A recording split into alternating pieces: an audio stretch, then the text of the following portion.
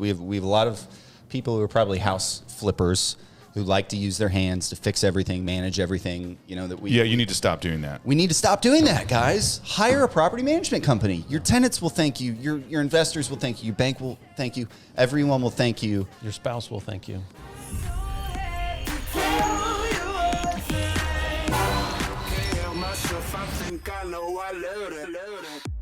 What's up? Welcome what's back up? to How to Invest in Commercial Real Estate. Welcome back. What's going Today, on?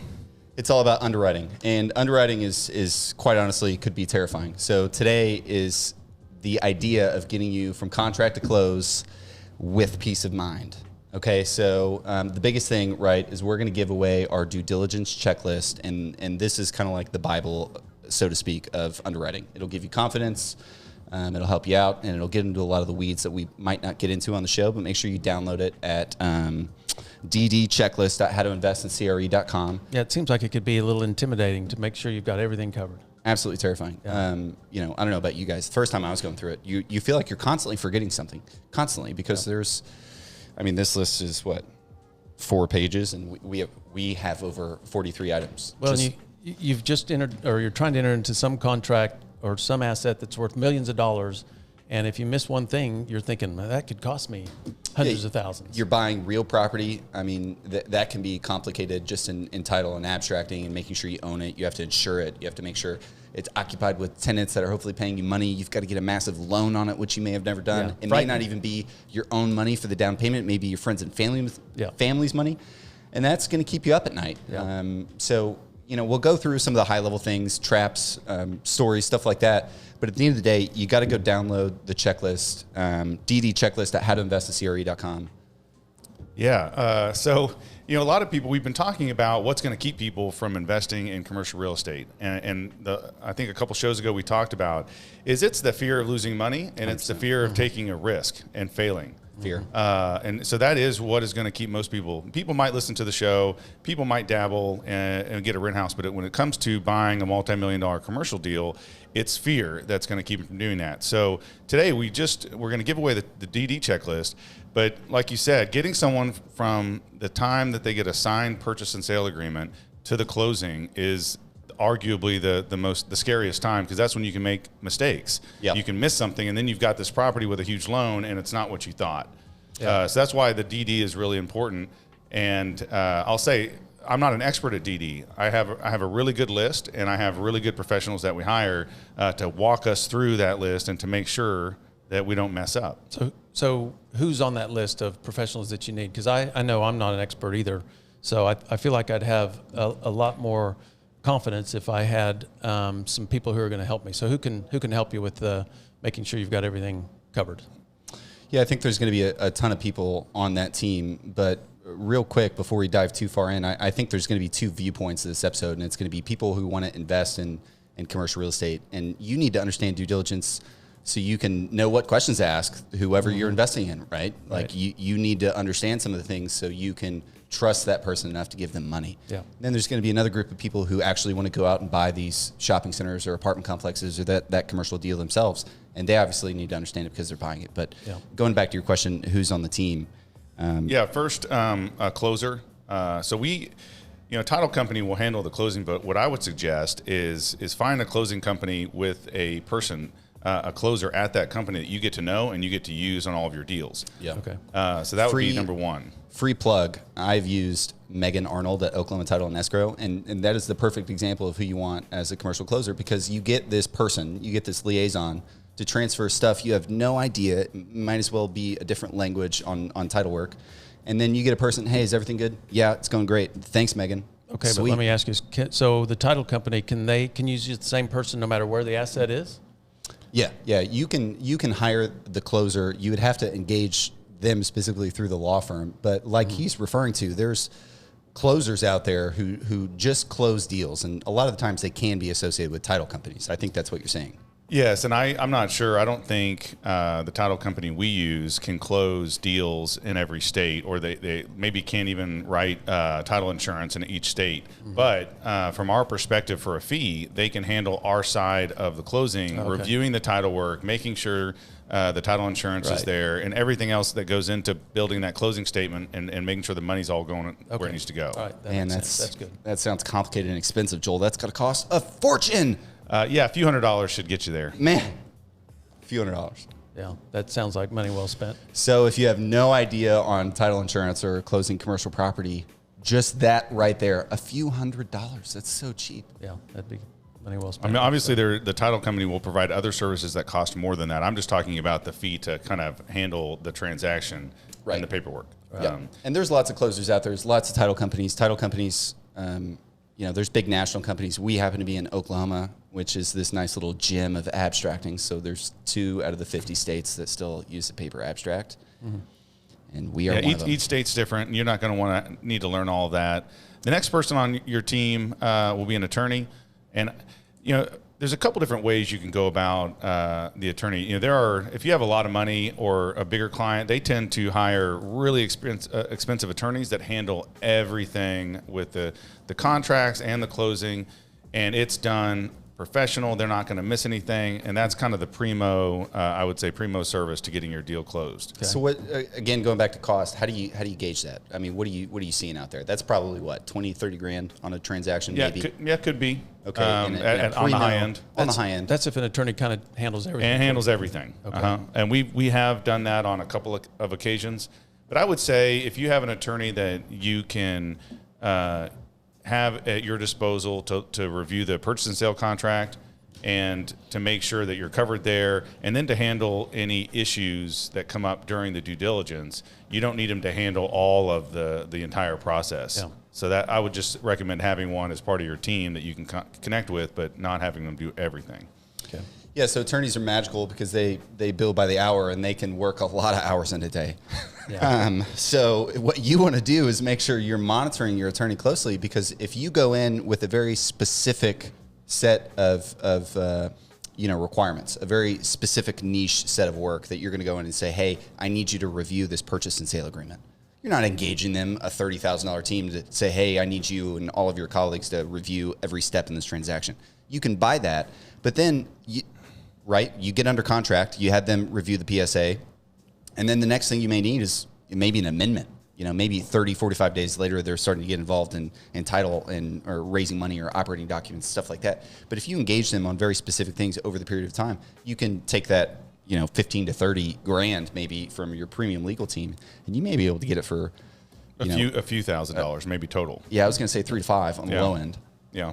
Which is pretty affordable to get somebody who's licensed in law, does real estate transactions. They're going to protect you with stupid little things that you can't even, like force majeure. I guarantee it, the first time you read it, you can't pronounce it. Guaranteed, 100% chance. And you need an attorney to explain that. And anyway, next one. Yeah, so management company, I would say, is the next one. Property management? Property management. So if you're not going to do it in-house, which maybe a lot of guys or girls starting out would not have that management in-house, is to get a local management company that's highly recommended by real estate professionals in the market. So let's pause there, because I feel like this is a controversial subject. We have a lot of people who are probably house flippers who like to use their hands to fix everything, manage everything, you need to stop doing that. We need to stop doing that, guys. Hire a property management company. Your tenants will thank you. Your investors will thank you. Your bank will thank you. Everyone will thank you. Your spouse will thank you. Oh, God, definitely your spouse. I want to say this about doing things yourself. I know we've probably said it before. I'm going to say it again, is everything can be hired in this life. And so if you're doing work that can be hired, just figure out what it costs to do that work when it's all said and done. I mean, the drive time, fixing the toilet or handling a maintenance issue or delivering a lease. And if that's $10 an hour, that's $20 an hour, even $40 an hour. Is that really your goal? Because if it isn't, you have to be spending your time buying deals. Yeah, I'm not sure that time's measurable, right? Yeah. That time that you do that versus if you found another deal during the 4 hours that it took or 8 hours that it took here and there or whatever. Yeah, so you just don't want to be doing it yourself. We don't have to get into that too much. But the property management company, they will put together a budget for you analyzing the leases and help get you ready on day one. They're also going to look at all the service contracts from all the vendors that you're going to use at property, whether it's trash or lot sweep or maintenance, things like that. They're going to be able to put those together. So they provide. When are you engaging them? I mean, how soon on? I probably engage them when I go non-refundable with my earnest money, maybe. Okay, so we're maybe a month in, you're touching base with the property management company, and it may be sooner than that if it's out of your market because you want to engage them for feedback. Okay, that's a good point. So if you're going into a market looking at a property, maybe before you make the offer or you go under contract, you may ask a couple different property management companies, hey, I'm looking at this asset. Tell me about the area. Mm-hmm. Tell me about this asset. What do you know about it? They're going to provide really good feedback. Oh, that apartment complex, it's in a pretty good area. It's growing. The school district is great. Things are moving up. Or that area, the town's really moving east of there, and you're really on kind of the older side of town. Those are such valuable insights, and property management companies are going to be really good at giving you that info. Okay, and real quick, how's the best way to find one? In a Hold on, I got this. Okay. This is my favorite. Tell me. Google plus effort equals knowledge. And I say that sarcastically, but 100% of the time, when I find a property management company in a new market, I'm Googling property management companies. Because first of all, I want a property management company that's sophisticated enough to build out a website in 2021. Yeah. And advertise. And I mean, if you can't show up on Google in the market, then you're probably not big enough, right? And there's exceptions to that. Super local, most likely old, exceptions. But generally speaking, if you can't find them on Google, man. Yeah. Okay. I agree with that. You can find them on Google. Other avenues to find management companies are the local brokers. Who are the power brokers? Because they will be advertising their name. Yeah, right. And you'll call them up and say, hey, who are the 3 best property management companies for this asset in your market? Yep. Whether it's a multifamily C class, whether it's an A class, because the A class management company will be different than the C class management company, and the retail management company will be different as well. So there's ways, I think, but make some calls. Okay. Free plug. You guys manage some property, don't you? Somebody needs some property managed. If you have property in Tulsa, Oklahoma, multifamily or retail, we think we're really good at it. All right. So just closing up with a manager. A manager is a valuable asset to engage them before closing. They're going to have to onboard. You want them ready the day of closing. You want to make sure security deposits lined up. You want to make sure prepaid rent and taxes. I've had property management companies really save my tail. And that's pretty much free advice, right? Until you start paying them after after the closing, right? Never paid an onboarding fee for management ever in my life. I don't intend to. Management fees are charged after the day of closing. 3 to 5% of revenue, depending on your market and what you're managing, I would say. But that's really good partners. So I would spend some time picking a good one. But that's definitely got to be on your team. Okay. All right. Another one you're probably going to engage pretty early is your lender. This may be one of the most important relationships on your deal, mainly because they're the majority of the capital stack. So the capital stack, if you look at where the funds are coming from, if you have 100% of where the funds are coming from to buy the property, we've established that we're getting debt for 70 to 80% of the purchase price. So that means 70 to 80% of the money is coming from that lender. It's a super important relationship. They're going to have a lot of stipulations and documents so they're very interested in the property. So we're talking about underwriting. What is the lender? Where does he help you with underwriting? Yeah, so where does he help you? I'll get into that, but the biggest thing that the lender is trying to make sure of is they've got to make sure that loan is good. They need to make sure somebody's paying the loan, and if there's not a personal guarantee, at first they want to underwrite the property, right? So I don't want to get too in the weeds, but they need to make sure that property can sustain the debt by itself without the guarantor. Anyway, they're going to help you because they're going to ask a ton of questions to protect their massive investment they're making in you. And some of those questions you may not have asked yourself or found out the answer to. I mean, they're going to be leases. They're going to be title work. They're going to be surveys, property and condition reports. They want to know everything about this asset that you do. So they're probably more interested in the overall than any of these other partners, right? These others might have some specifics, but to me, a lender would be interested in all this, all the underwriting. Yeah, I'm not sure. Maybe I disagree a little bit. Lenders, I'm not sure that they're going to provide better or more expertise than these other people are. Agree. I agree with that. Because lenders are all over the board. I find. Yeah, I've been told no on a really good property. I've been told yes on a questionable property. But they are going to be invested, and so they are a good partner. You do need to know the lenders, have relationships with them. And there's different lenders for different properties, so you're going to need multiple relationships on that front. Yeah, and it can be super complicated. Like if you're getting CMBS or life insurance debt, the lenders, attorneys, teams that you get the pleasure of paying for are going to be so ridiculously cumbersome, and they're going to ask you to fill out documents that, I mean, it's insane. But anyway, the lender is going to require a bunch of stuff that's going to make you ask good questions, or at least you have to answer them. You can't just say, I don't know, and you get turned down through this dichotomy of them asking questions and you answering them. You either get approved or denied. It's pretty simple. So I don't know if this next one has to be like a member of a team, a closing team, but property condition assessment, companies where they provide a report on the physical condition of the property.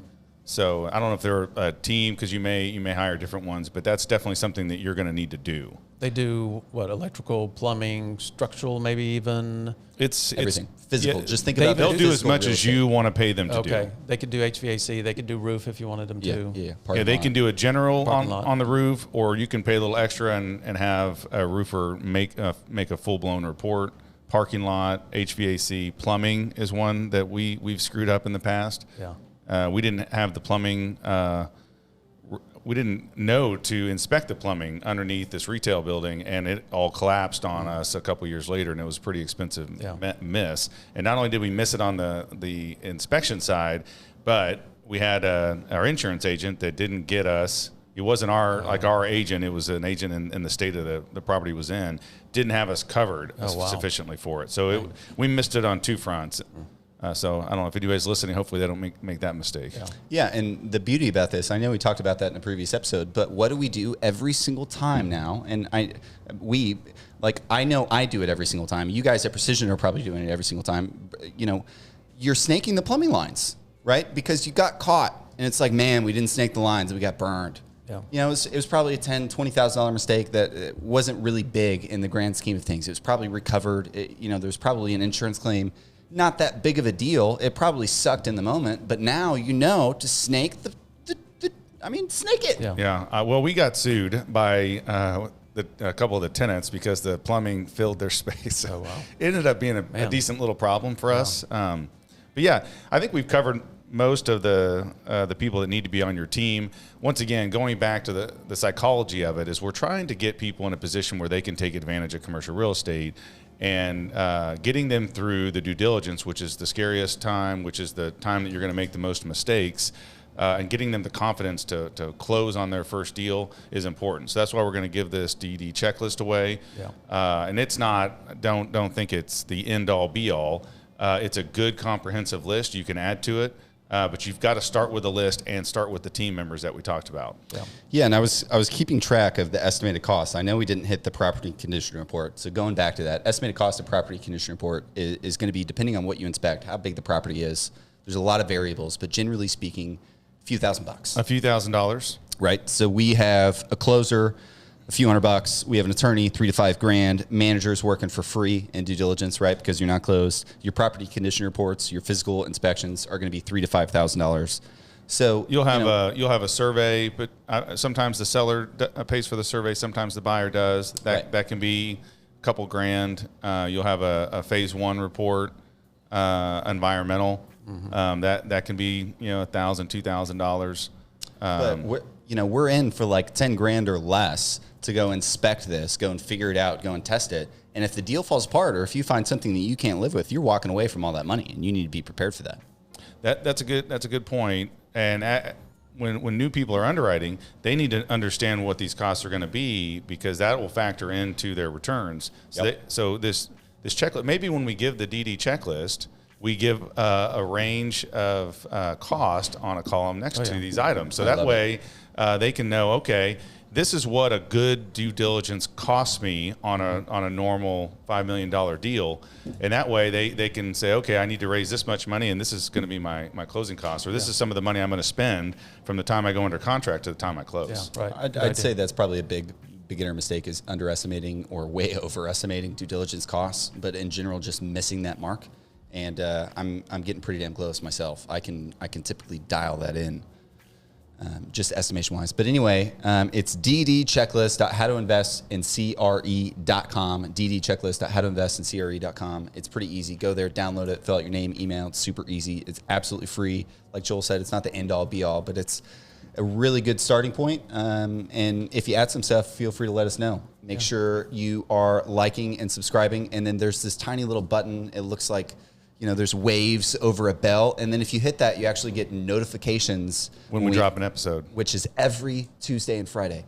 And I got to say, we're pretty damn good about keeping that schedule, because right now it's like 5 degrees outside and we can't even park in the driveway because it's a solid sheet of ice. And we're still here to get the episode out on Tuesday and Friday. So hit the thing, get the notifications. It'll make us happy. Anyway, we'll be back in a few days. Thanks, guys. Thanks.